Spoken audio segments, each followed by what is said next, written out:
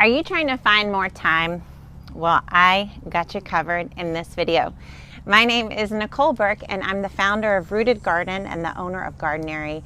And I'm on a mission to bring back the kitchen garden. The kitchen garden is kind of like this. It's a garden outside your home where you grow herbs and vegetables and fruit, all for use every day inside, you guessed it, the kitchen. Today I want to talk about thyme, not the time like this kind of time on your watch, but thyme in the garden, T-H-Y-M-E. Thyme is a really fun herb to start growing in the garden. Even if you don't necessarily want to eat it, it's so good for a filler in the garden. And the cool thing is the flowers on the thyme attract the bees, which is something you definitely want to do if you're trying to grow like tomatoes and cucumbers and fruiting things. So thyme is in the mint family, and it is so hardy. So I grow thyme like a weed in my Houston gardens that our company Rooted Garden cares for. Thyme there grows literally year round. So if you're in an area that doesn't have heavy frost in the winter, you can have thyme, fresh thyme, all year long. In this area that I'm living in now, in the Chicago area, we get loads of thyme during the summer, the spring, and the fall. And our thyme in the garden is the very last herb to die back in the winter. So even after lots of frost, the thyme was still producing, or at least just kind of hanging on in the garden. And then during all the snow and the frost, the thyme went under, obviously. But would you believe, after the frost cleared and the soil got warm again, the thyme was the very first herb to come back. That's right. So thyme is a perennial, which means it will come back season after season. So once you've planted it once, you're gonna have a lot more thyme for like the rest of your life.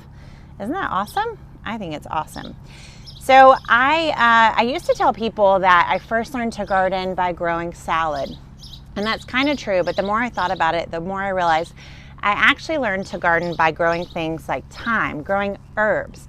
Because herbs honestly are the simplest way to start gardening, and they're the best, I think, because of things like the perennial nature of thyme. Herbs are super expensive from the grocery store if you buy them local and organic or just organic. And you can get a load of them out of a small space in your kitchen garden. So recently I developed a new course called the Herb Garden Guide. And if you want more thyme and basil and oregano and rosemary and mint and cilantro and dill and all that stuff in your life, then you got to check it out at gardenary.com. There's all kinds of resources to teach you more about growing your own herbs. And I'd love to see you inside the Herb Garden Guide course.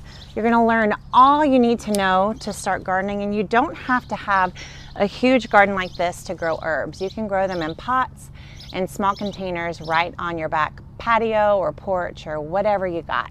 So I hope that you'll join me and find some more thyme and oregano and all that other yummy stuff inside the Herb Garden Guide. In the meantime, let me know your questions, your comments, what you think about my tips on growing thyme in your own garden. I'd love to know what questions you have, or if you've had difficulty growing thyme yourself, I'd love to help you out.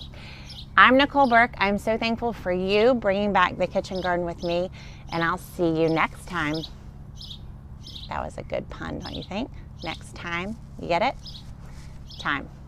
I know, you haven't got time for this. It's okay. Thanks for watching.